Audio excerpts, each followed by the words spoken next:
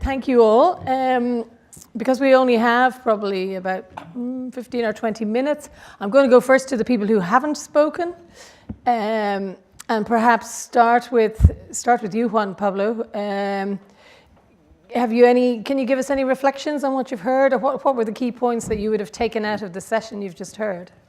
Yeah, it's working. Yeah. Well, thank you all. And thank you for having me here. Some of the things that we're referring in this session, and I took my notes, are about the critical urgency to go for agency.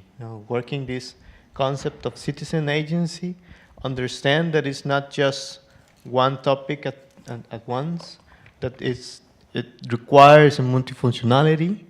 Understand that geographical boundaries where we work, we can call it a landscape, can be rural, can be urban, but it's a relation between multiple activities. It's a mosaic shaped by human settlements, and it includes livelihoods, but also the production systems, transport, many other aspects that at the end affect the reaction of resilience.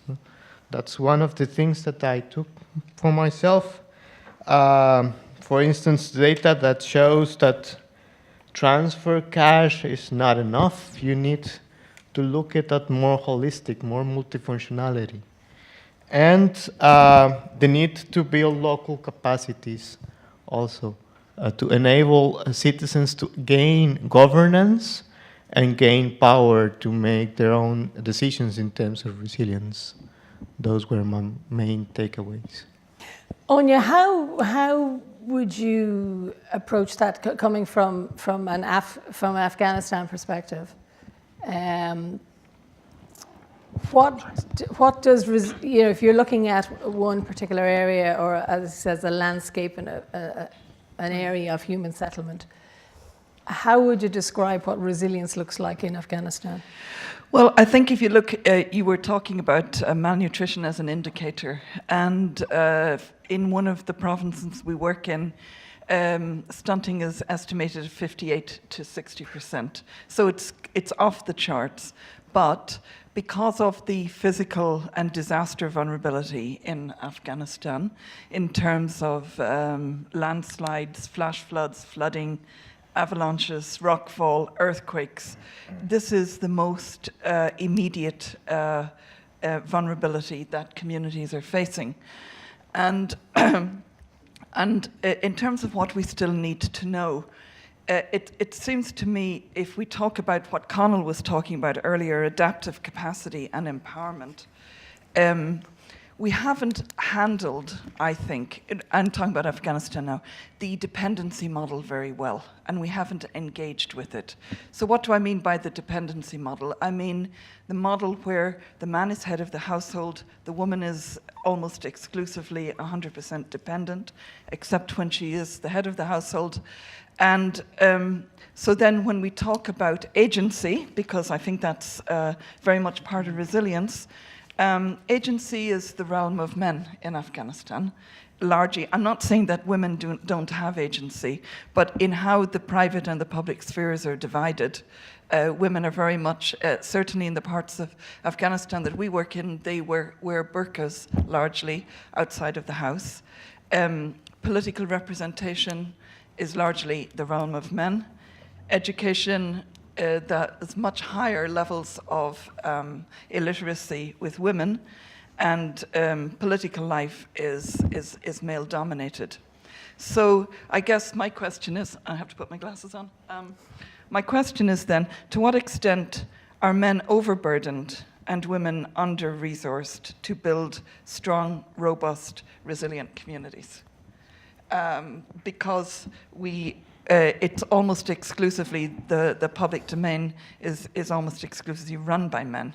So what does it mean then when we're ignoring largely half of the population, and what does it cost us in terms of building resilience at the family level, etc.? And then, I suppose related to that is the question, to what extent does the social confinement of women increase their vulnerability? Because, like for example, let's just give you a very simple example. The Red Cross and Red Crescent Society came to one of our provinces to do, throughout the province, first aid training. And we hired 2 male trainers, and of course now you can finish the story. None of the women could come for the training. And we just, we keep forgetting in this environment, to reach women, you need women. And you have to have women there to reach women. So that sort of vulnerability and is just really intense. So that's, I have other reflections as well, but I want to hear from our other colleagues. Yeah. Okay, thanks. If you want to pass that back along there, because I think I'll bring in Rob from South Sudan, from ACTED in South Sudan.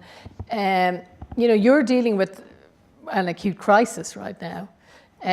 Is resilience, do you even have time to think about longer term resilience, or is your energies in that scenario just coping with what's in front of you on a daily basis? The simple answer is yes. And it's a message that we're pushing as much as possible. If you look around the country, South Sudan is hit by a large number of crises.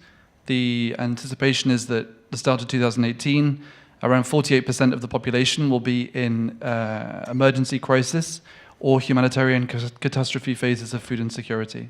The rest of the population are at stressed level of food insecurity. So if you look at it from the figures and you think back to the famine declaration earlier this year, 2018 looks very bleak for South Sudan. However, we can't limit ourselves to emergency response. By doing that, we don't ever insert ourselves within the cycle of vulnerability. We're just going to continue to fly from hotspot to hotspot and put out a fire without really making any structural changes. And that's really what it is. There are structural vulnerabilities around the country. There are pockets of security and pockets of stability where we can work on slightly more interesting and expansive resilience programs. And I think that's my main point, really. It is possible to do it. We just need to focus our attentions appropriately. Learning what those vulnerabilities are and learning what the coping strategies are is information that's only held by communities themselves.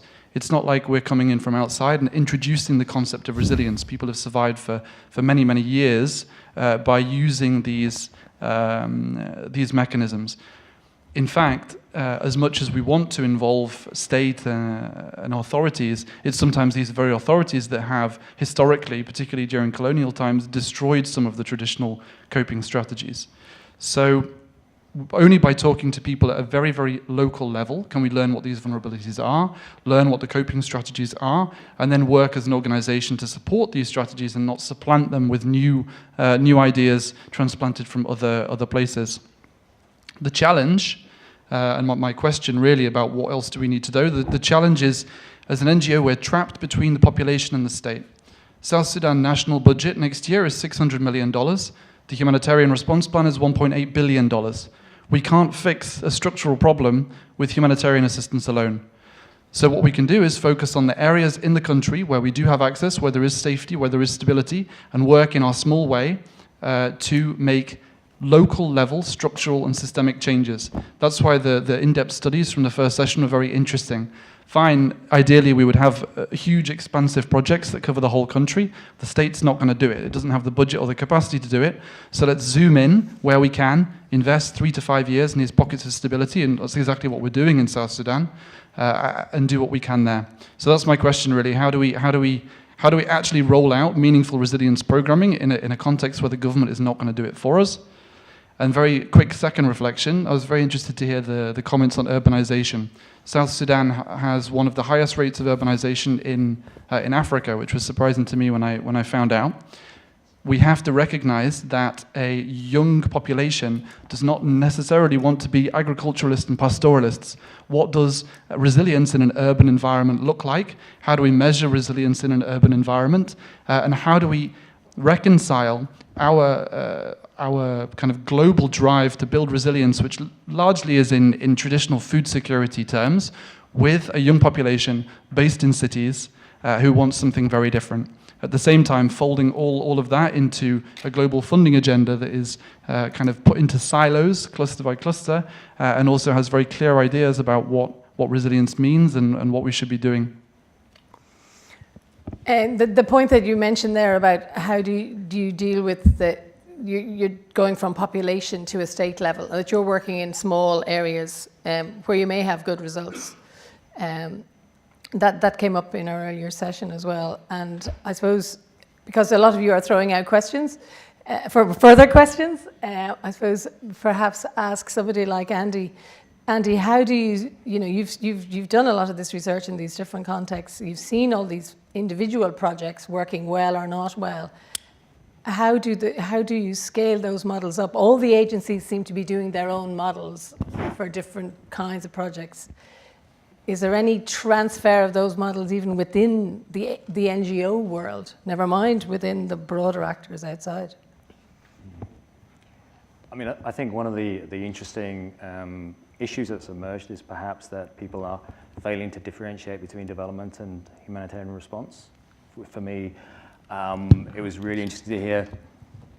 Is that okay? Oh, actually. Yeah, I'm all right on this one. This one, okay. It was really interesting to hear about Jeremy talking about the case of Kenya, which is showing great strides forward in being able to launch its own civil defense, disaster management strategies, and that, of course, is completely different to a situation like Yemen or Somalia, where the governance is contested and you have an ongoing conflict. And in those conditions, of course, humanitarian principles are even more important to adhere to. And so the modus operandi needs to be different. And we shouldn't be working with, we should be working to reach the people most in need, which often involves not siding with the government, or may involve not siding with a government or a local authority.